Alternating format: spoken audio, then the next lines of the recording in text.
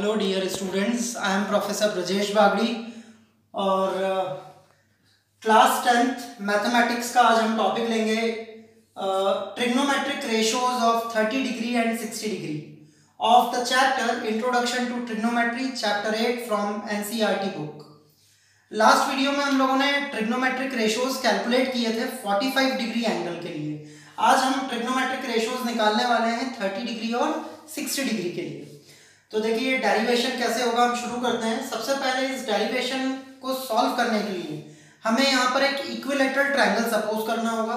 So let us suppose an equilateral triangle ABC। This is equilateral triangle ABC। Now again let us suppose the sides of equilateral triangle to be 2a। आप लोग सब जानते हैं कि equilateral triangle की तीनों sides equal होती है, तो यहाँ पर हम सपोज कर लेते हैं कि तीनों साइड्स हैं 2a।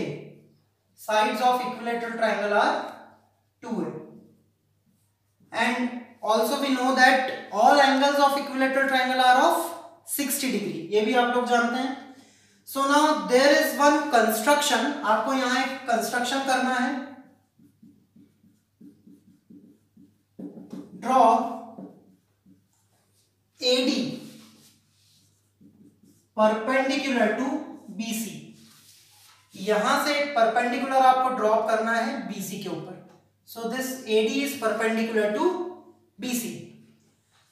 Now in triangle ADB, please concentrate, triangle ADB, in triangle ADB and triangle ADC, triangle ADC, ये दो ट्रायंगल्स हमने कंसीडर करे हैं, ADB एंड ADC। इन दोनों ट्रायंगल्स में AB is equals to AC, AB is equals to AC। Sides of equilateral triangle, we know that all sides of equilateral triangle are equal. Then angle ADB is equals to angle ADC, each 90 degree. क्योंकि AD perpendicular है BC के ऊपर, that means angle ADB and angle ADC both are of 90 degree. Then AD is equals to AD. This is common side. Therefore, triangle ADB is congruent to triangle ADC. क्या हुआ finally? ADB और ADC दोनों triangles congruent हो गए। कौन सी theorem से? Yes, the theorem is right angle, hypotenuse and side. Right angle, hypotenuse and side. Therefore, these two triangles are congruent by RHS congruency rule. RHS congruency rule से ये दोनों triangles congruent हो गए। अब जब दोनों triangles congruent हो गए, that means BD is equals to CD. BD is equals to CD. BD CD equal है, that means BC की total length थी 2a और BD and CD both are equal to 2a by 2. That means a by CPCT, corresponding parts of congruent triangles. Again, this angle and this angle must also be equal. Angle BAD is equals to angle CAD. Total angle A कितने degree का था? 60 degree का।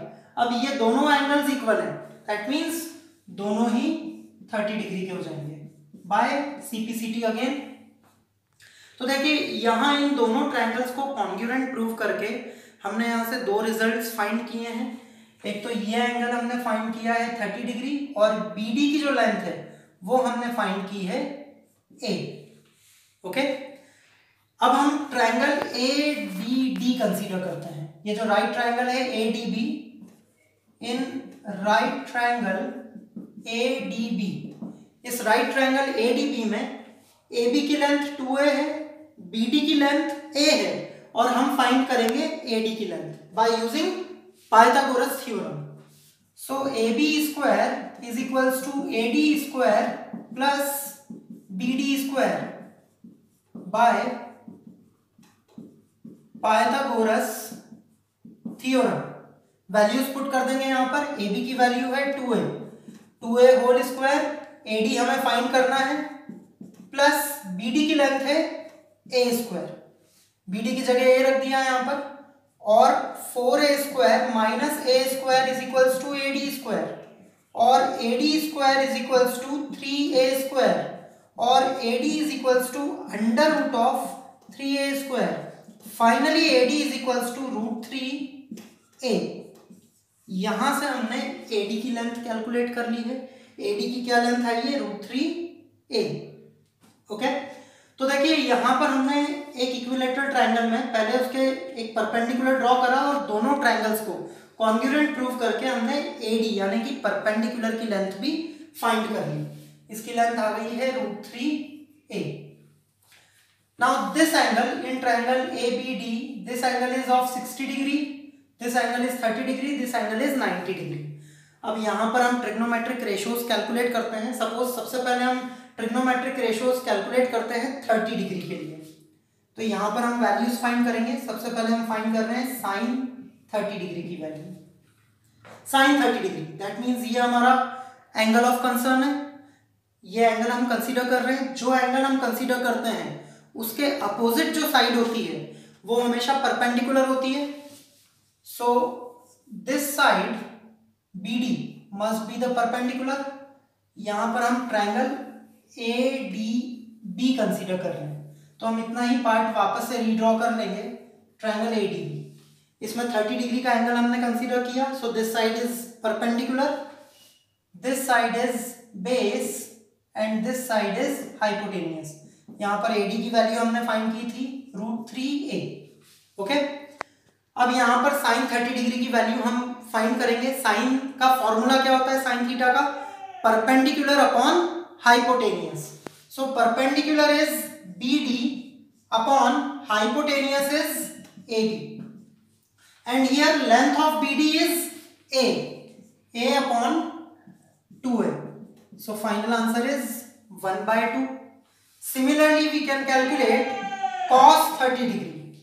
cos 30 degree की value, cos theta का formula यहां पर apply करेंगे, base upon hypotenuse.